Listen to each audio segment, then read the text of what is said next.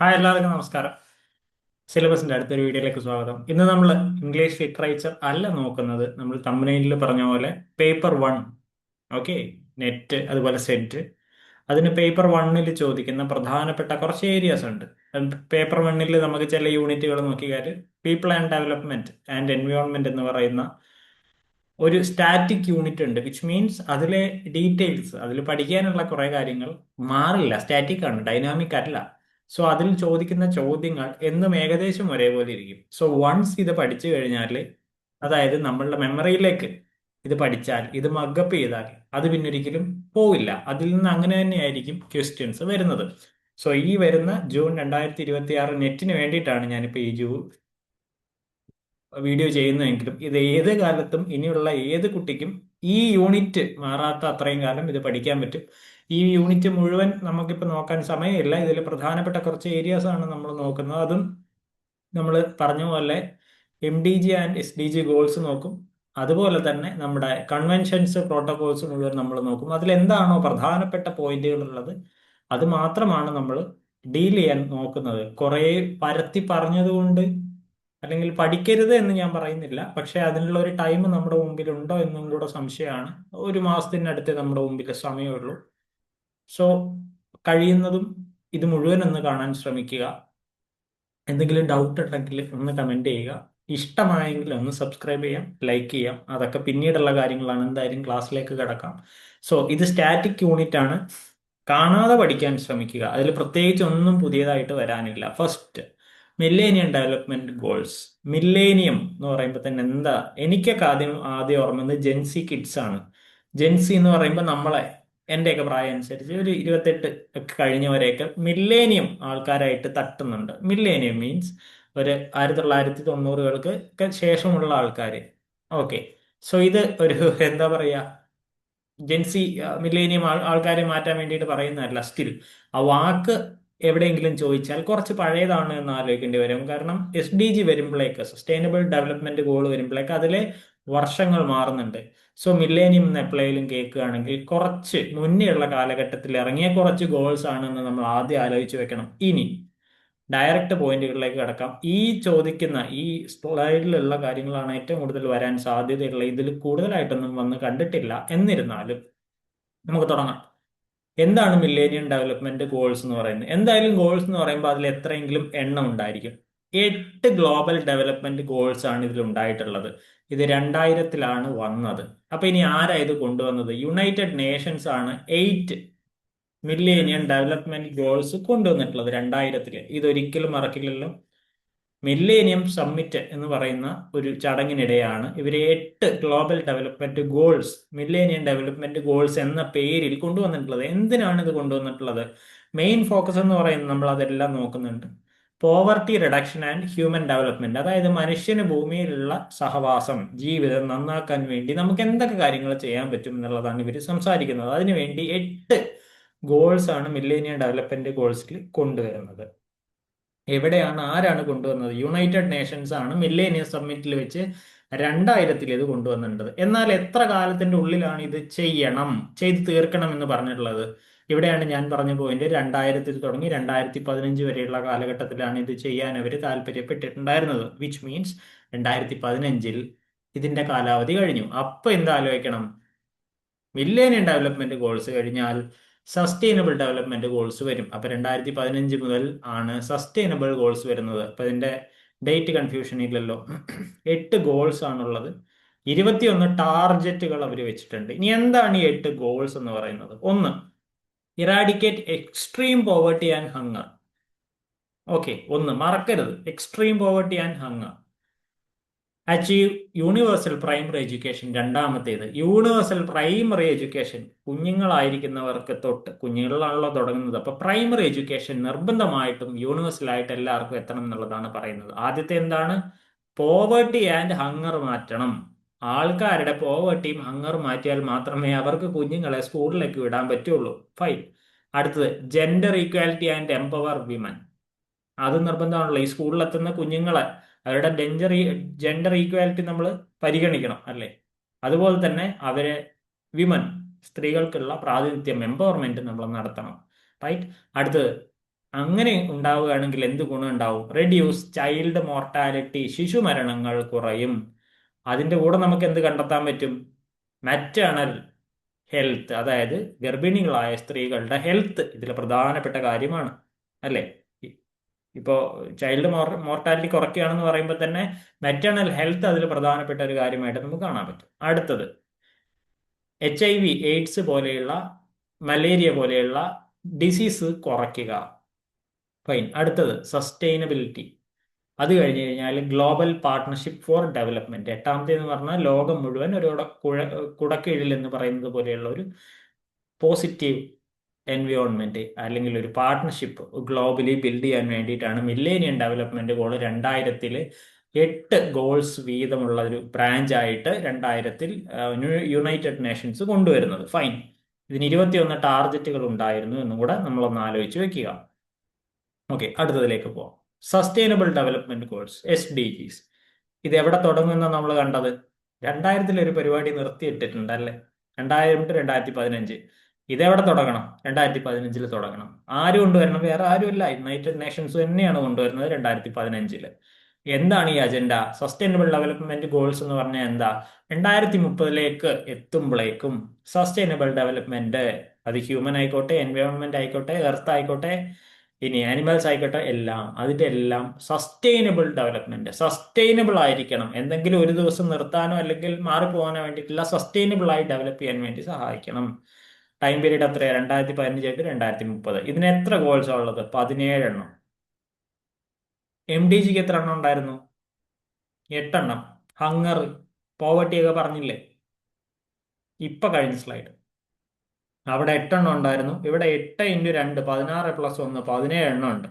169 target ഉണ്ട്. ഇന്നെന്നാല് ഇതിനൊരു motto ഉണ്ട്, ഇതിനൊരു ഒരു ടൈറ്റിൽ ഉണ്ട്. എന്താണ് SDGയുടെ ടൈറ്റിൽ എന്ന് പറയുന്നത്? Leave no one behind. ഒരാളെയും പിറകിൽ തള്ളിക്കളഞ്ഞുകൊണ്ട് നമുക്ക് പോകാൻ പാടില്ല, പോകാൻ പറ്റില്ല, എല്ലാവരും ഒരുപോലെയാണ്. Leave no one behind. Leave no one behind. Okay, അപ്പൊ motto leave no one behind എന്നുള്ളതാണ്. അപ്പോൾ MDGയും റെഡിയായി, SDG റെഡിയായി. കുഴപ്പമില്ലല്ലോ. 2000 to 2015, 2015 to 2030. ആദ്യത്തേതിൽ 8, പിന്നത്തേതിൽ 17. ഫൈൻ. അടുത്തത് നോക്കാം. ഇനി എന്തൊക്കെയാണ് ഗ്ലോബൽ ഗോൾസ്? സസ്റ്റൈനബിൾ ഡെവലപ്മെന്റ് പറയുന്ന 17 ഗോൾസ് എന്തൊക്കെയാണ്? നമ്മൾ 8 എണ്ണം അവിടെ പഠിച്ചിട്ടുണ്ടായിരുന്നു. ഇനി ഒരു 17 എണ്ണം ഇത് കാണാതെ പഠിക്കണം കേട്ടോ. കാരണം എന്താണ് ഇത് കാണാതെ പഠിക്കണം പറയാൻ കാരണം? കുറേ സ്റ്റാറ്റിക് ടോപ്പിക്കുകൾ കാണാതെ പഠിക്കാനുണ്ട്. ഇത് കാണാതെ പഠിച്ചേക്കുക. ഡയറക്റ്റ് ചോദ്യമായിരിക്കും. ഏതാണ് SDG, ഏതാണ് MDG? ഇതിൽ അല്ലെങ്കിൽ ഒരു 4 മിക്സ്ഡ് സെന്റൻസസ് ഒന്ന് ഇതിലുള്ള ഓഡ് വൺ ഔട്ടിനെ മാത്രം കണ്ടുപിടിക്കുക എന്ന് പറഞ്ഞു കഴിഞ്ഞാൽ നമ്മൾ പെടും. സോ പെടാതിരിക്കാൻ വേണ്ടി കാണാതെ പഠിക്കുക. കാണാതെ പഠിക്കുക മീൻസ് ജസ്റ്റ് മക്ക് 8ഉം ഒരു 17ഉം കാണാതെ പഠിക്കണം. ഒരു നിവൃത്തിയില്ല. നിങ്ങൾ നെറ്റ് എത്ര പ്രാവശ്യം എഴുതുന്നുണ്ടെങ്കിലും JRF എഴുതുന്നുണ്ടെങ്കിലും നിങ്ങൾ ഇത് ചെയ്തേ പറ്റുള്ളൂ. അപ്പോൾ ഈ 17 എണ്ണം നമ്മൾ നോക്കാം. 1, നോ പോവർട്ടി. 2, സീറോ ഹങ്ങർ. എന്താ ഇതെന്ന് മനസ്സിലായത്? നമ്മുടെ MDGയിൽ ഫസ്റ്റ് ഗോൾ ആയിരുന്നു പോവർട്ടിയും ഹങ്ങറും ഒന്നിച്ച് മാറ്റുക എന്നുള്ളത്. ഇവിടെ അതിനെ 2 ആക്കി മാറ്റി. No poverty, zero hunger, good health and wellbeing. Okay, quality education. Fine. Gender equality അവിടെ എങ്ങനെയാ വന്നിട്ടുണ്ടായിരുന്നത് നമുക്കറിയാം, അല്ലെ? Gender equality. Clean water and sanitation. Affordable and clean energy. Energy എന്ന് പറയുമ്പോൾ എല്ലാ എനർജിയും അതിൽ വരുന്നതായിരിക്കും. Decent work and economic growth. Industry innovation and infrastructure. Reduced inequalities. Sustainable cities and communities. 12, responsible consumption and production. 13, climate action. 14, life below water. 15, life on land. 16, piece and justice, strong institutions വേണം.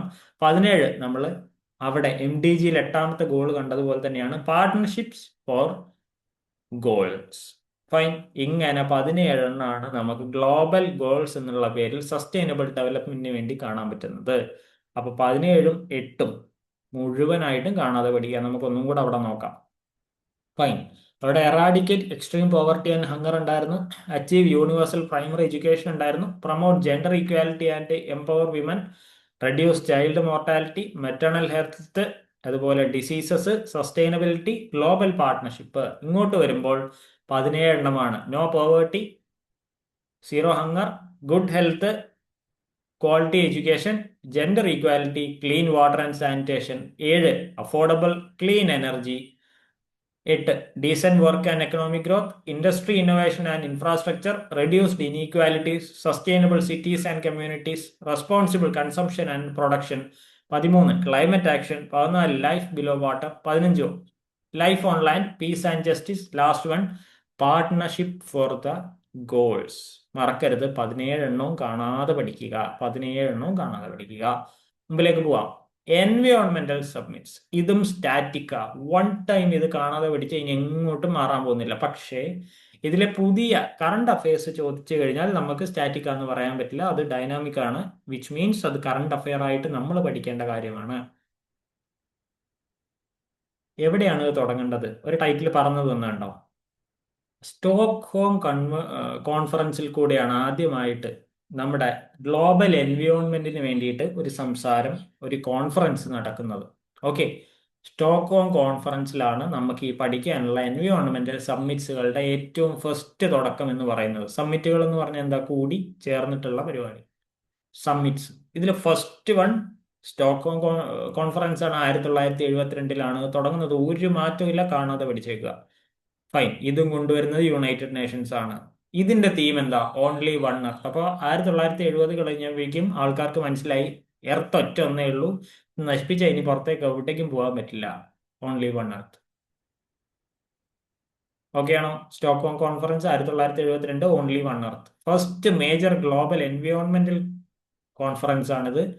First മനുഷ്യന്മാർക്ക് ബോധം വന്നു തുടങ്ങുകയാണ്, ഈ പരിപാടി നടക്കില്ല, എൻവയോൺമെന്റിനെ സംരക്ഷിക്കണം. എന്നാൽ ചോദിക്കുന്നൊരു ചോദ്യമുണ്ട്, ഇതിൽ കൂടെ എന്താണ് വന്നത്? എന്തിന്റെ എസ്റ്റാബ്ലിഷ്മെന്റാണ് വന്നത്? കാണാതെ പഠിച്ചേക്കുക. യുണൈറ്റഡ് നേഷൻസ് എൻവയോൺമെന്റ് പ്രോഗ്രാംസ് വന്നു തുടങ്ങി 1972. UNEP എപ്പോഴാണ് തുടങ്ങിയെന്ന് ചോദിച്ചു കഴിഞ്ഞാൽ 1972 സ്റ്റോക്ക്ഹോം കോൺഫറൻസിലാണ് യുണൈറ്റഡ് നേഷൻസ് എൻവയോൺമെന്റ് പ്രോഗ്രാം എന്ന് പറയുന്നത് വന്നിട്ടുള്ളത്. മറക്കരുത്. ഓക്കെ, വീണ്ടും വീണ്ടും പറയുന്നു, UNEP വന്നത് 1972. എന്താണ് UNEPയുടെ full form? United Nations environment programme. അടുത്തത് 20 വർഷം വീണ്ടും കഴിഞ്ഞു. അപ്പൊ കണക്ക് കൂട്ടാൻ എളുപ്പമാണ്. 1972 കഴിഞ്ഞ് 20 വർഷം കഴിഞ്ഞു. അവിടെയാണ് earth summit or Rio summit 1992 വരുന്നത്. റിയോ എവിടെയാ? Rio de Janeiro. ഇനിയിപ്പോ പുതിയ വേൾഡ് കപ്പ് വരാൻ പോവാണ്, 2026-27 നടക്കും. എവിടെയാ റിയോ എന്ന് പറയുന്നത്? Rio de Janeiro. ഞാനൊക്കെ ബ്രസീൽ ഫാനാ. അപ്പോൾ റിയോ ഡി ജനീറോ എവിടെയാ? ബ്രസീലിലാണ്. വാട്ടർ അത് അപ്പാർട്ട്. റിയോ ഡി ജനീറോയിൽ വെച്ചിട്ടാണ് എർത്ത് സമ്മിറ്റ് 1992 നടക്കുന്നത്. 1972 സ്റ്റോക്ക്ഹോം ആണ് നടന്നത്. ഇതിനെ എന്തും കൂടെ വിളിക്കും, also called as UNCED. United Nations ആണ് നടത്തുന്നത്. CEDയുടെ ഫുൾ ഫോം നമ്മൾ കാണാതെ പഠിക്കണം. UNC വരെ നമുക്ക് പിന്നെയും കണ്ടുപിടിക്കാം. യുണൈറ്റഡ് നേഷൻസ് കോൺഫറൻസ് ആണല്ലോ ഓൺ എൻവയോൺമെന്റ് ആൻഡ് ഡെവലപ്മെന്റ്. എൻവയോൺമെന്റും വേണം, ഡെവലപ്മെന്റും വേണം. ഒന്നിനെ ഒന്ന് മാറ്റി നിർത്തിയിട്ട് ചെയ്യാൻ പറ്റില്ല. ഇനി ഇതിന്റെ ഔട്ട്കംസ് എന്താ? ഈ എർത്ത് സമ്മിറ്റിലൂടെ വന്ന കാര്യങ്ങൾ എന്താണ്? എവിടെയാ വന്ന് നിർത്തുന്നത്? എന്തൊക്കെ ഔട്ട്കംസ് വന്നു? ഒന്ന്, റിയോ ഡിക്ലറേഷൻ വന്നു. ഫൈൻ.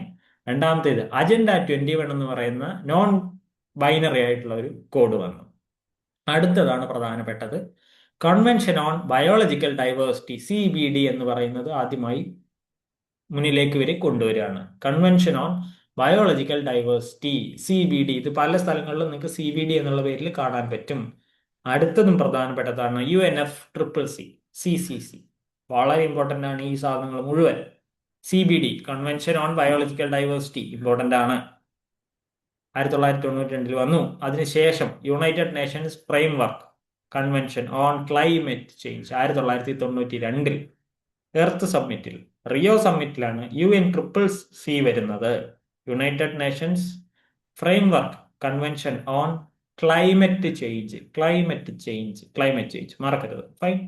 അടുത്തത് ജോഹന്നാസ്ബർഗ് സമ്മിറ്റ് 2002. അതിനെ എന്തും കൂടെ വിളിക്കുന്നുണ്ട്? World summit on sustainable development എന്നും കൂടെ വിളിക്കുന്നുണ്ട്. സസ്റ്റൈനബിൾ ആയിട്ട് ഡെവലപ്പ് ചെയ്യാൻ വേണ്ട മാർഗങ്ങളായിരുന്നു 2002 നമ്മൾ കൊണ്ടുവരുന്നത്. ഓക്കെ, 2002. ഇതിനെന്തൊക്കെയാണ് ഫോക്കസ് ഉണ്ടായിരുന്നത്? Implementation of sustainable development, poverty eradication. Fine. Poverty എറാഡിക്കേഷനും ഇതിന്റെ പ്രധാനപ്പെട്ട ഒരു പോയിന്റ് ആയിരുന്നു. ഇതൊക്കെ കാണാതെ പഠിക്കുക. സ്റ്റാറ്റിക് ടോപ്പിക്കുകളെ ഇത് വിട്ട് നമുക്കൊന്നും ചെയ്യാനില്ല. ഒരു വ്യത്യാസവും ഇതിൽ വരാൻ പോകുന്നില്ല. Rio +20 summit. റിയോ വീണ്ടും വരുന്നു. 1992 നമ്മൾ കഴിഞ്ഞു. അപ്പൊ റിയോ +20 എന്തായിരിക്കും? 20 വർഷം കഴിഞ്ഞിട്ട് ഇത് വന്നു എന്നുള്ളതാണ്. അതിലൊരു തീം, അതിൽ അത്രേ കാര്യമായിട്ടുള്ളൂ. The future we want. അതിൽ ബാക്കിയുള്ളത് ബേസിക് കാര്യങ്ങളാണ്. അടുത്തതിലേക്ക് പോവാം. COP അല്ലെങ്കിൽ കോപ്പ് സമ്മിറ്റ്സ്. എന്താണ് COP സമ്മിറ്റ്സ് എന്ന് പറഞ്ഞു കഴിഞ്ഞാൽ? Conference of party summits. Okay. ഇനി ഇത് എന്തിന്റെ ഭാഗമായിട്ടാണ് വരുന്നത്? എന്തിന്റെ ഭാഗമായിട്ടാണ് ഈ COP സബ്മിറ്റ്സ് വരുന്നത്, അതർവൈസ് കോൺഫറൻസ് ഓഫ് പാർട്ടീസ് വരുന്നത്? യുണൈറ്റഡ് നേഷൻസ് ഫ്രെയിംവർക്ക്, നമ്മൾ നേരത്തെ പഠിച്ച CCCയുടെ ഭാഗമായിട്ടാണ് അത് വരുന്നത്. United Nations framework convention on climate change. Climate മറക്കരുത്. അപ്പൊ ചിലത് നമുക്ക് ആലോചിച്ച് വെക്കാനുള്ളതാണ്, പഠിച്ചു വെക്കാനുള്ളതാണ്. ഒന്നാമത്തേത് ക്യോട്ടോ പ്രോട്ടോകോൾ വരുന്നുണ്ട് 1997. അത് COP3 ആണ്. ഇനി COP21. ഇതൊക്കെ നമുക്ക് മേജർ ആയിട്ട് വരുന്ന കാര്യങ്ങളാണ്. അപ്പോൾ ക്യോട്ടോ പ്രോട്ടോകോൾ എന്ന് വന്നു നെറ്റ് ചോദിക്കാറുണ്ട്, നെറ്റ് എക്സാമിന് ചോദിക്കാറുണ്ട്. 1997 വന്നിട്ടുള്ളത് ക്യോട്ടോ പ്രോട്ടോകോൾ. 2015 പാരീസ് എഗ്രിമെന്റ് വരുന്നു. അത് COP21 ബേസ്ഡ് ആണ്. COP26 വരുന്നു 2021 ഗ്ലാസ്ഗോ ക്ലൈമറ്റ് പാക്ട്. COP28 വരുന്നു 2023 UAE കോൺസെൻസസ്. UAEയിലും നടക്കുന്നുണ്ട്. അപ്പൊ ആ 3ഉം 21ഉം നമുക്ക് ഇമ്പോർട്ടന്റ് ആണ്. 1997 ക്യോട്ടോ പ്രോട്ടോകോൾ വരുന്നു. COP21 2015 പാരീസ് എഗ്രിമെന്റ് വരുന്നു. അപ്പൊ കോപ്പ് സബ്മിറ്റ്സിൽ പ്രധാനപ്പെട്ടതെന്ന് വിചാരിക്കുന്ന ചിലതാണ് ഇത്. അടുത്തതിലേക്ക് പോവാം. പ്രധാനപ്പെട്ട പ്രോട്ടോകോൾസ്. ഒരു വഴിയില്ല ഇതും കാണാതെ പഠിക്കണം. First one, Montreal protocol. ഇതൊക്കെ നിങ്ങൾ നെറ്റ് പരീക്ഷ എഴുതിയ ആൾക്കാരാണെങ്കിൽ ഡയറക്റ്റ് ചോദിച്ചു കണ്ടിട്ടുണ്ടായിരിക്കും. ഒന്നും ലീവ് ചെയ്യാൻ അവസരമില്ല ഇവിടെ. സ്റ്റാറ്റിക് ടോപ്പിക്കുകൾ. മോൺട്രിയൽ പ്രോട്ടോകോൾസ് 1987 മോൺട്രിയൽ വന്നിട്ടുള്ളത്. 1987 മറക്കരുത്. എന്തൊക്കെയാണ് ഇതിൽ പ്രധാനപ്പെട്ട പരിപാടി? കാണാപ്പാഠം പഠിച്ചേക്കുക. Protection of ozone layer. Ozone ലെയറിനെ പ്രൊട്ടക്ട് ചെയ്യണം. അതിനുവേണ്ടി എന്തൊക്കെ ചെയ്യണം? Phase out ozone depleting substances. എന്തൊക്കെയാ? അപ്പൊ 3 കാര്യങ്ങളാണ് പഠിക്കാനുള്ളത്. ഒന്ന്, മോൺട്രിയൽ എന്ന് വന്നു. മോൺട്രിയൽ വരുന്നത് 1987. മോൺട്രിയലിലെ കാണാപ്പാഠം പഠിക്കാൻ ഇപ്പൊ എന്താ ചെയ്യുക? ചില ആൾക്കാർക്ക് മറന്നു പോകും. ഞാൻ മറന്നു പോകുന്ന ഒരാളാണ്. ഞാൻ അതിന് പഠിക്കുന്നത് MO, മോ. അതിൽ O എടുക്കും ഞാൻ ഇങ്ങോട്ട്. ഓരോരുത്തർക്കും ഓരോ ന്യൂമോണിക്സ് ആണ് ഓരോന്ന് പഠിക്കാൻ. ആ O വെച്ചിട്ട് ഞാൻ പഠിക്കും. ഇത് ഓസോൺ ലെയറിന്റെ ഡിപ്ലീഷനുമായിട്ട് ബന്ധപ്പെട്ടാണ് മോൺട്രിയൽ. 1987 ഓസോൺ ഡിപ്ലീഷനുമായിട്ട് ബന്ധപ്പെട്ടിട്ടാണ് മോൺട്രിയൽ വരുന്നത്. ഓക്കെ. ഓസോൺ ഡിപ്ലീഷൻ സബ്സ്റ്റൻസിനെ കണ്ടുപിടിക്കുകയും അതിന്റെ ഉപയോഗം കുറയ്ക്കുകയും ചെയ്യണം. അപ്പൊ ഏതൊക്കെയാണ് ഈ ozone depletion substances? CFC, chloro fluoro carbon. അതാണ് നമ്മൾ ഈ ഫ്രിഡ്ജൊക്കെ ഉപയോഗിക്കുമ്പോൾ പറയാറുണ്ടല്ലോ, ക്ലോറോ ഫ്ലൂറോ കാർബണുകൾ എന്ത് ചെയ്യുന്നു? നിങ്ങൾ അത് ആലോചിക്കണം. സിമ്പിൾ ആണ്. ക്ലോറോ ഫ്ലൂറോ കാർബണുകൾ അന്തരീക്ഷത്തിലേക്ക് എത്തിയാൽ അവിടെ ഓസോൺ ലെയർ ഉണ്ടാവും. സിമ്പിൾ ആണല്ലോ. ഓസോൺ ലെയറുകൾ നമ്മൾ 10 വരെയൊക്കെ എന്തായാലും സയൻസ് പഠിച്ചിട്ടുണ്ടാവും, ചിലപ്പോൾ +2 പഠിച്ചിട്ടുണ്ടാവും. ഓസോൺ ലെയറുകളിൽ എന്താ ഉള്ളത്? O3 ആണ് അവർ, അല്ലെ? നമ്മൾ H2 എന്നൊക്കെ പറയുമ്പോൾ ഇപ്പോൾ വെള്ളത്തിന്റെ രാസനാമം ഫോർമുല എന്താ? H2O. ഇതുപോലെ ഓസോണിന്റെ എന്താ? O3 ആണ്. അപ്പൊ ഈ ക്ലോറോ ഫ്ലൂറോ കാർബണുകൾ എന്ത് ചെയ്യുന്നു? ഇത് CFC ആണെന്ന് വിചാരിക്കുക. ഈ ക്ലോറോ ഫ്ലൂറോ കാർബണുകൾ ഈ ഓസോണുമായിട്ട് പ്രവർത്തിക്കും. എന്നിട്ട് O3 ഉണ്ടല്ലോ, O3ലെ ഒരു ഓക്സിജനെ കൊണ്ട് അവർ പോവും. അവർ പ്രേമിച്ച് ഒളിച്ചോടും. ബാക്കി O2 മാത്രമായിട്ട് മാറും. O2 എന്ന് പറഞ്ഞാൽ നമ്മൾ ശ്വസിക്കുന്ന ഓക്സിജനാണ്. അപ്പോൾ ഓസോൺ ഡിപ്ലീഷൻ ഉണ്ടാവുന്നു CFC വെച്ചിട്ട്, അല്ലെങ്കിൽ ഈ സബ്സ്റ്റൻസസ് വെച്ചിട്ട്. അപ്പോൾ ഓസോൺ ഇല്ലാതാവുന്ന പ്രക്രിയ അവിടെ നടക്കും. അപ്പൊ മോൺട്രിയൽ പ്രോട്ടോകോൾ ഓസോൺ ഡിപ്ലീഷനുമായിട്ടാണ് ബന്ധപ്പെട്ടിട്ടുള്ളത്. ഫൈൻ. അപ്പോൾ പ്രൊട്ടക്ഷൻ ഓഫ് ഓസോൺ ലെയർ ആണ് മോൺട്രിയൽ പ്രോട്ടോകോളിൽ വരുന്നത്. ഇനി ക്യോട്ടോ പ്രോട്ടോകോൾ 1997. സിമ്പിൾ ആണ്. മോൺട്രിയൽ 87 ക്യോട്ടോ പ്രോട്ടോകോൾ 1997 വരുന്നത്. ഇതും AD ജനുവറിൽ വെച്ചിട്ടാണ് വരുന്നത്. ഇതിനൊരു തീം ഉണ്ട്, ദ ഫ്യൂച്ചർ വി വാണ്ട്. അടുത്തത് നമ്മൾ നേരത്തെ പറഞ്ഞു ചില ഗ്യാസസിനെ പറ്റിയിട്ടാണ്, അല്ലെ? ഓസോൺ ഡിപ്ലീഷൻ ഗ്യാസസ് ആണെങ്കിൽ ഇവിടെ വരുമ്പോൾ ഒരു 10 കൊല്ലം കഴിയുമ്പോഴേക്കും ആൾക്കാർക്ക് പിന്നെ മനസ്സിലായി ഓസോൺ ഡിപ്ലീഷൻ ഗ്യാസ് മാത്രം പോരാ, ഗ്രീൻ ഹൗസ് ഗ്യാസസും ഇമ്പോർട്ടന്റ് ആണ്. ഗ്രീൻ ഹൗസ് ഗ്യാസസും ഇതേ പ്രശ്നങ്ങൾ ഉണ്ടാക്കും. ഓക്കെ. അപ്പൊ ഗ്രീൻ ഹൗസ് ഗ്യാസ് എമിഷനും കുറയ്ക്കാൻ വേണ്ടിയിട്ടാണ് 10 വർഷം കഴിഞ്ഞ് ക്യോട്ടോ പ്രോട്ടോകോൾ വരുന്നത്. ഫൈൻ. ഇനി ഏതൊക്കെയാണ് ഗ്രീൻ ഹൗസ് ഗ്യാസസ് എന്ന് പറയുന്നത്? CO2, മീഥൈന്, നൈട്രസ് ഓക്സൈഡ്, NO2 എന്നൊക്കെ പറയുന്നുണ്ടല്ലോ. ഫൈൻ. ഇനി ഫ്ലെക്സിബിൾ മെക്കാനിസംസ് നോക്കിക്കഴിഞ്ഞാൽ എന്തൊക്കെ ചെയ്യാം? ക്ലീൻ ഡെവലപ്മെന്റ് മെക്കാനിസംസ് വേണമെങ്കിൽ ശരിയാക്കാം. എമിഷൻ ട്രേഡിങ്സ് ഇതിൽ ഇതാക്കാം. ജോയിന്റ് ഇംപ്ലിമെന്റേഷൻ, എല്ലാ കാര്യങ്ങളും കൂടെ ഒന്നിച്ച് പ്ലാൻ ചെയ്ത് ചെയ്യാം. എന്തായാലും ക്യോട്ടോ പ്രോട്ടോകോളും മോൺട്രിയലും മറക്കരുത്. 10 വർഷത്തെ വ്യത്യാസമേ ഉള്ളൂ. ഏതെങ്കിലും ഒന്നെങ്കിലും പഠിച്ചു വയ്ക്കുക വർഷം. ഫൈൻ. ആദ്യമുള്ളതിൽ നമ്മൾ പറഞ്ഞത് ഏതാ? CFC പോലത്തെയുള്ള ഓസോൺ ഡിപ്ലീഷൻ സബ്സ്റ്റൻസുകൾ കുറയ്ക്കണം.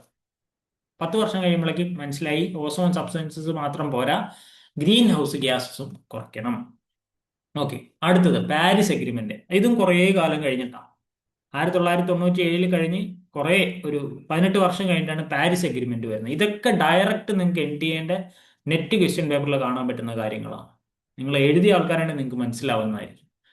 ഇവിടെ COP21 അവർ അമെൻഡ് ചെയ്യാൻ, അഡോപ്റ്റ് ചെയ്യാൻ ശ്രമിക്കുന്നുണ്ട്. ഇത് പാരീസിലാണ് നടന്നതെന്ന് നമുക്ക് മനസ്സിലാവും. ഇതിലും പ്രധാനപ്പെട്ട കാര്യങ്ങളുണ്ട്.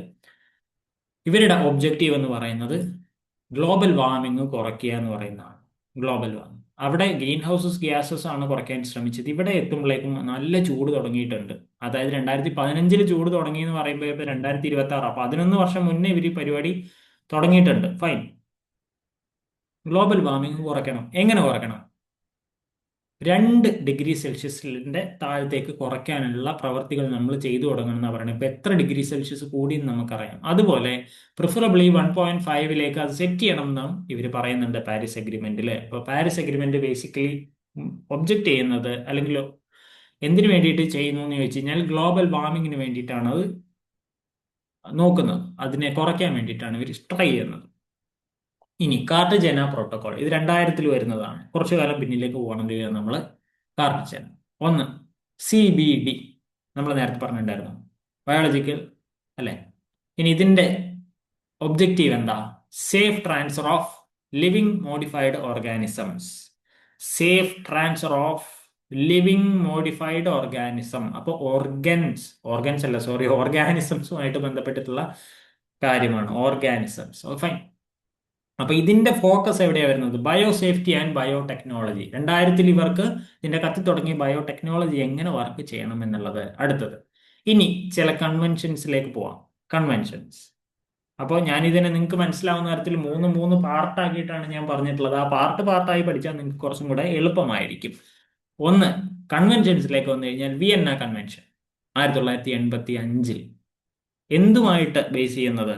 Protection of ozone layer. അപ്പൊ നിങ്ങൾ ആലോചിക്കുക, എവിടെയാണ് നമ്മൾ ഇത് പഠിച്ചിട്ടുള്ളത്? ഓസോൺ ലെയറുമായിട്ട് ബന്ധപ്പെട്ട കാര്യങ്ങൾ നമ്മൾ എവിടെയാണ് പഠിച്ചത്? MO, മോൺട്രിയൽ പ്രോട്ടോകോൾ അല്ലെ. അതെന്താ വന്നിട്ടുണ്ടായിരുന്നത്? ഇയർ ആലോചിക്കൂ. മോൺട്രിയൽ പ്രോട്ടോകോൾ കഴിഞ്ഞ് 10 വർഷം കഴിയുമ്പോൾ വേറൊരു പ്രോട്ടോകോൾ വരുന്നത് നമ്മൾ പറഞ്ഞിട്ടുണ്ടായിരുന്നു. അതും ആലോചിക്കൂ. അങ്ങനെയാണെങ്കിൽ നമുക്ക് മുന്നിലേക്ക് പോവാം. പ്രൊട്ടക്ഷൻ ഓഫ് ഓസോൺ ലെയർ ആണ് വിയന്ന കൺവെൻഷനിൽ 1985 പറഞ്ഞിട്ടുള്ളത്. ഇനി എന്തിലേക്ക് അത് പോയി? Led to Montreal protocol. ഇപ്പോൾ കണക്ഷൻ കിട്ടിയ മോൺട്രിയലിലേക്കാണ് അത് പോയത്. ഇനി CBD, convention of biological diversity, 1992 വരുന്നു. ഇത് റിയോ സമ്മിറ്റ്, നമ്മൾ പറഞ്ഞല്ലോ 1992 റിയോ സമ്മിറ്റിലാണ് ഇത് അഡോപ്റ്റ് ചെയ്യുന്നത്. അത് നമ്മൾ അവിടെ സംസാരിച്ചിട്ടുണ്ടായിരുന്നു. ബയോളജിക്കൽ ഡൈവേഴ്സിറ്റി 3 ഒബ്ജക്റ്റീവ്സ് ആണ് ഇതിനുള്ളത്. ഒന്ന്, biodiversity conservation. 2, sustainable use. 3, fair benefit sharing. ഈ 3 3 ഒബ്ജക്റ്റീവ്സ് ആണ് CBD അഥവാ കൺവെൻഷൻ ഓൺ ബയോളജിക്കൽ ഡൈവേഴ്സിറ്റിക്ക് ഉള്ളത്. ഓക്കെ. ഇപ്പൊ റിയോ സമ്മിറ്റിലാണ് ഇതിൽ കൊണ്ടുവന്നിട്ടുള്ളത്. വിയന്ന കൺവെൻഷൻ 1985 വരുന്നു. റാംസാർ കൺവെൻഷൻ, ഇത് നമ്മൾ കൂടുതൽ കേട്ടിട്ടുള്ളതായിരിക്കും. റാംസാർ കൺവെൻഷൻ എന്ന് പറയുന്നത് ഫൈൻ. എന്തിനു വേണ്ടിയിട്ടുള്ളതാണ്? വെറ്റ്ലാൻഡ് കൺസർവേഷന് വേണ്ടിയിട്ടുള്ളതാണ്. അത് റാംസാറിൽ വെച്ചിട്ടാണ് സൈൻ ചെയ്യുന്നത്. ഇനി ഇന്ത്യയിലെ ചില പ്രധാനപ്പെട്ട റാംസാർ സൈറ്റ്സ് ഉണ്ട്. ചില്ലിക ലേക്ക്, വേമ്പനാട് ലേക്ക്, കിയോലാഡോ നാഷണൽ പാർക്ക്. ഇതൊക്കെ ഇന്ത്യയിലെ റാംസാർ സൈറ്റ്സ് ആണ്. കുറെ സൈറ്റ്സ് ഇപ്പോഴും അവർ തുറക്കുന്നുണ്ട്, അല്ലെങ്കിൽ ഓപ്പൺ ചെയ്യുന്നുണ്ട്, അതിലെ പ്രൊട്ടക്ഷനിലേക്ക് ഏർപ്പെടുത്തുന്നുണ്ട് റാംസാർ കൺവെൻഷനിൽ. മാത്രമല്ല, ഞാൻ പറയുന്നത് ആ ഒരു കൺവെൻഷന്റെ ഇമ്പോർട്ടൻസ് ആണ്. ബിക്കോസ് അത് വെറ്റ്ലാൻഡ് കൺസർവേഷനുമായിട്ട് ബന്ധപ്പെട്ടിട്ടുള്ളതാണ്. ഇന്ത്യയിലുള്ള റാംസാർ സൈറ്റ്സുകളാണ് ഇതിൽ പ്രധാനമായിട്ടും വരുന്നത്. ഇനി CITES, ഇതും കാണാതെ പഠിച്ചേക്കുക. ഒരു നിവൃത്തിയില്ല, കാണാതെ പഠിക്കണം. ഇതിന്റെ full form convention on international trade in endangered species. ഒരു രക്ഷയില്ല, കാണാതെ പഠിച്ചേക്കുക. എവിടെ എപ്പോഴാണ് ഇവർ ചോദിക്കുക എന്ന് പറയാൻ പറ്റില്ല. സൈറ്റ്സ് ഒന്നും വേണ്ട, എൻഡേഞ്ചേർഡ് സ്പീഷീസ് ആണെന്നെങ്കിലും മനസ്സിലാക്കുക 1973. കാരണം ഈ ഒറ്റക്കൊമ്പൻ കാണ്ടാമൃഗം, ആനകൾ, ചീറ്റ, ഇങ്ങനെയുള്ള സാധനത്തിനെയൊക്കെ കൊന്നുകൊണ്ടിരിക്കുകയാണ് അല്ലെ. എൻഡേഞ്ചർ ആണ് ഇവരൊക്കെ, ചിലപ്പോൾ ഇല്ലാതായേക്കാം. അപ്പൊ convention on international trade in endangered species ചിലപ്പോൾ കള്ളക്കടത്തത്തിന് ബാധകമായേക്കാം അല്ലെ. ഇന്റർനാഷണൽ ട്രേഡ് എന്തിനു വേണ്ടിയിട്ടുള്ളത്? എൻഡേഞ്ചേർഡ് സ്പീഷീസിന് വേണ്ടിയിട്ട് 1973 ഇത് വരുന്നത്. ഇനി ഒബ്ജക്റ്റീവ് എന്താ? Control illegal trade off endangered species അല്ലെ. ഇല്ലീഗൽ ട്രേഡിങ് തന്നെ പാടില്ല. അത് ഇനിയിപ്പോ രാജ്യങ്ങൾ തമ്മിൽ ഇപ്പോൾ നമ്മൾ ചീറ്റപ്പുലിയെ ഇന്ത്യയിലേക്ക് കൊണ്ടുവന്ന് ഇവിടുത്തെ കണ്ടീഷനുമായിട്ടൊക്കെ ഓക്കെ ആക്കി അവരുടെ കണ്ടീഷനും കൂടെ ഓക്കെ ആക്കിയിട്ടൊക്കെ വളർത്തുന്നുണ്ട്. അതൊക്കെ ഇന്റർനാഷണലി ഉള്ള കാര്യങ്ങളാണ്. ഇവിടെ എന്താ പറയുന്നത്? Sites convention on international trade in endangered species എന്താ പറയുന്നത്? Control illegal trade off endangered species. Illegal trade ആണ്. ട്രേഡ് നടത്തണമെന്നുണ്ടെങ്കിൽ അതിന് നിയമപരമായ വശങ്ങൾ ഉണ്ടായിരിക്കും. സാധാരണക്കാർക്കൊന്നും പറ്റില്ല, സാധാരണ ജനങ്ങൾക്കൊന്നും പറ്റില്ല. അപ്പൊ ഇവ ഇല്ലീഗലാണ്. Okay, international trade in endangered species, fine. Example പ്രൊട്ടക്റ്റഡിന്റെ ചില എക്സാമ്പിൾസ് പറഞ്ഞാൽ ടൈഗർ, നമ്മൾ പറഞ്ഞ പോലെ ആനകൾ, റൈനോസറസ്, ഓക്കെ, കാണ്ടാമൃഗത്തിനെയൊക്കെ കൊല്ലുന്നത്. ബേസൽ കൺവെൻഷൻ 1989 വരുന്നുണ്ട്. അത് hazardous waste movement, waste balance അല്ലെങ്കിൽ വേസ്റ്റ് എങ്ങനെ ശരിയാക്കണം എന്നുള്ളത്. കുറെ മാലിന്യങ്ങൾ വരുന്നുണ്ട്, ഖരമാലിന്യങ്ങൾ ഉണ്ടായിരിക്കാം, ഫൈൻ. അപ്പോൾ control transboundary movement of hazardous waste, വേസ്റ്റുകളെ എങ്ങനെ അല്ലെങ്കിൽ വേസ്റ്റ് പ്രൊഡക്ട്സിനെ എങ്ങനെ ശരിയാക്കണം എന്നുള്ളതാണ് നമ്മളൊന്ന് ആലോചിച്ച് ആ കൺവെൻഷനിൽ കൂടെ തീരുമാനം എടുത്തിട്ടുള്ളത് 1989. ഇനി മീനമാത കൺവെൻഷൻ. മീനമാത നിങ്ങൾ എന്തായാലും കേട്ടിട്ടുണ്ടായിരിക്കും. 10ാം ക്ലാസ്സിലും 9ാം ക്ലാസ്സിലും തൊട്ട് നമ്മൾ ഈ രോഗത്തിനെ കുറിച്ച് പഠിക്കുന്നതാണ്. എന്തായാലും മീനമാത ഉണ്ടാകുന്നത് പണ്ടാണെങ്കിലും മീനമാത കൺവെൻഷൻ ഉണ്ടാകുന്നത് 2013. എന്താണ് ഇത് ഉദ്ദേശിക്കുന്നത്? മീനമാത എന്ന് പറയുന്നത് മെർക്കുറിയുമായിട്ട് പൊല്യൂഷൻ ഉണ്ടാകുന്നുണ്ട്. മെർക്കുറി പൊല്യൂഷനുമായി ബന്ധപ്പെട്ടിട്ടാണ് മീനമാത കൺവെൻഷൻ ഉണ്ടാകുന്നത്. എന്താ ഇതിന്റെ ബാക്ക്ഗ്രൗണ്ട് ഹിസ്റ്ററി എന്താ? മീനമാത ഡിസീസ് ട്രാജഡി 1956 ജപ്പാനിലെ കുടിവെള്ളത്തിലേക്ക് ഇൻഡസ്ട്രിയൽ ഏരിയ എന്ന് മെർക്കുറി കലരുന്നു. ഇത് കഴിച്ചത് കൊണ്ട് ആൾക്കാർക്ക് വയ്യാതാവുകയും മരിക്കുകയൊക്കെ ചെയ്യുന്നുണ്ട്. ഇതാണ് മീനമാത എന്ന് പറയുന്നത്. മീനമാത മെർക്കുറി എങ്ങനെ ആലോചിച്ചാൽ മതി. സോ എന്ത് പറ്റുന്നുണ്ട്? ഇതിൽ നിന്നുള്ള ഈ ട്രാജഡി കാരണം അവിടെ ഈ ഡിസീസ് പടരുന്നു. അങ്ങനെയുള്ള ഇൻഡസ്ട്രിയൽ ആയിട്ടെന്ന് വരുന്ന കാര്യങ്ങളാണല്ലോ. സോ മെർക്കുറിയുമായി ബന്ധപ്പെട്ടിട്ടുള്ള ഒരു ഇതാണ് മീനമാത കൺവെൻഷനിൽ 2013 വരുന്നത്. ഇനി നമുക്ക് ഇതിന് വൈൻഡപ്പ് ചെയ്ത് നോക്കാം. ഫൈൻ. ക്രോണോളജിക്കൽ ഓർഡറിലേക്ക് ഞാൻ ഇടുന്നുണ്ട്. 1971 റാംസാർ കൺവെൻഷൻ വരുന്നു. 72 സ്റ്റോക്ക്ഹോം കൺവെൻഷൻ വരുന്നു. 1973 സൈറ്റ്സ് വരുന്നു. 1985 വിയന്ന കൺവെൻഷൻ വരുന്നു. 1987 മോൺട്രിയൽ പ്രോട്ടോകോൾ വരുന്നു. 1989 ബേസിൽ കൺവെൻഷൻ വരുന്നു. 1992 Rio summit plus CBD biological diversity plus UNCCC ഓർമ്മയുണ്ടല്ലോ, climate change. Okay, 1997 Kyoto protocol വരുന്നു. 2000 കാർട്ടഗേന വരുന്നു. 2002 ജോഹന്നാസ്ബർഗ് വരുന്നു. 2010 നഗോയ വരുന്നു. 2012 റിയോ 20 വരുന്നു. പിന്നെ 2015 പാരീസ് എഗ്രിമെന്റ് വരുന്നു. അതുപോലെ SDG അവിടെ ഓപ്പൺ ആവുകയാണ് ചെയ്യുന്നത്. ഓക്കെ, എന്തെങ്കിലും സംശയങ്ങളുണ്ടോ? ഒന്നും കൂടെ നമുക്ക് നോക്കാം. ക്യോട്ടോ പ്രോട്ടോകോൾ എന്തിനാണ് ആലോചിച്ചത്? ക്യോട്ടോ പ്രോട്ടോകോൾ എന്തിനാണ്? Kyoto, fine. Kyoto match the following ഒന്ന് ജസ്റ്റ് നമുക്ക് ഓടിച്ചു നോക്കാം. മോൺട്രിയൽ പ്രോട്ടോകോൾ ഓസോൺ ഡിപ്ലേഷനുമായിട്ടാണ്. Kyoto protocol greenhouse gases, നമ്മൾ പറഞ്ഞു 10 വർഷം കഴിഞ്ഞിട്ടാണ് ക്യോട്ടോ പ്രോട്ടോകോൾ വരുന്നത്. ഇനി റാംസാർ കൺവെൻഷൻ വെറ്റ്ലാൻഡ്സിന് വേണ്ടിയിട്ടാണ്. സൈറ്റ്സ് എൻഡേഞ്ചേർഡ് സ്പീഷീസ് ട്രേഡിന് വേണ്ടിയിട്ടാണ്. ബേസിൽ കൺവെൻഷൻ ഹസാഡസ് വേസ്റ്റിന് വേണ്ടിയിട്ടാണ്. മീനമാത മെർക്കുറിക്ക് വേണ്ടിയിട്ടാണ്. CBD ബയോഡൈവേഴ്സിറ്റിക്ക് വേണ്ടിയിട്ടാണ്. പാരീസ് എഗ്രിമെന്റ് ഗ്ലോബൽ വാർമിങ്ങിന് വേണ്ടിയിട്ട്. ഇത്രയുമാണ് നമുക്ക് സ്റ്റാറ്റിക് ആയിട്ട് കാണാതെ പാഠം പഠിക്കാനുള്ളത്. സോ മറക്കരുത്, കാണാപ്പാഠം പഠിച്ചേക്കുക. ഇതിലൊന്നും നമുക്ക് വിട്ടുകളയാനില്ല. ഇങ്ങനെ തന്നെയാണ്. ഇത് ബേസ് പഠിച്ചു കഴിഞ്ഞാൽ ഈ ഒരു ഭാഗത്തുനിന്ന് വരുന്ന ഏത് ചോദ്യം നിങ്ങൾക്ക് അറ്റൻഡ് ചെയ്യാൻ പറ്റും, ആ ഉറപ്പ് ഞാൻ തരാം. ഇതിൽ നിന്ന് കുറച്ചും കൂടി ഉള്ളിലേക്ക് ഇറങ്ങി പഠിക്കാൻ താല്പര്യമുള്ളവർക്ക് തീർച്ചയായും പഠിക്കും. ഇതാണ് ഇതിന്റെ എൻഡ് പ്രൊഡക്റ്റ് അല്ലെങ്കിൽ എൻഡ് എന്നൊന്നും ഞാൻ പറയുന്നില്ല. പക്ഷെ ഇത്രയും നമ്മൾ അറിഞ്ഞിരിക്കണം. സോറി, ഇത്രയും നമ്മൾ അറിഞ്ഞാലേ നമുക്ക് ഈ ഒരു പോർഷന്റെ ഒരു ബേസിക് സ്ട്രക്ചർ മനസ്സിലാക്കാൻ പറ്റുള്ളൂ. കാണാതെ പഠിക്കുക. തീർച്ചയായിട്ടും നമ്മൾ ഇനിയും വീഡിയോ കൊണ്ടുവരും. നിങ്ങൾ ഏതെങ്കിലും ടോപ്പിക്സ് താല്പര്യമുണ്ടെങ്കിൽ നിങ്ങൾ കമൻറ്റ് ചെയ്യാം. ലൈക്ക് ചെയ്യാൻ ശ്രമിക്കുക, ഇഷ്ടമായെങ്കിൽ കമൻറ്റ് ചെയ്യാൻ ശ്രമിക്കുക, ഷെയർ ചെയ്യാൻ ശ്രമിക്കുക. ഒന്നുമില്ലെങ്കിലും നിങ്ങൾക്ക് ഇനി ഇതുപോലത്തെ വീഡിയോസ് ഇഷ്ടമാവുമെങ്കിൽ ഒന്ന് സബ്സ്ക്രൈബ് ചെയ്യാൻ ശ്രമിക്കുക. ഇതും അല്ലെങ്കിൽ നിങ്ങൾ പഠിക്കുന്ന ആർക്കെങ്കിലും കൂട്ടുകാർക്ക് അയച്ചു കൊടുക്കുക, അവരിരുന്ന് പഠിക്കട്ടെ. നമുക്ക് എല്ലാവർക്കും ഒന്നിച്ച് സന്തോഷമായിട്ട് നെറ്റ് ക്രാക്ക് ചെയ്യാനുള്ള പുതിയ ശ്രമങ്ങളിലേക്ക് കടക്കാം. Anyway, thank you. നമ്മൾ അടുത്ത ഒരു വീഡിയോ ആയിട്ട് വരുന്നതായിരിക്കും. So C you next time.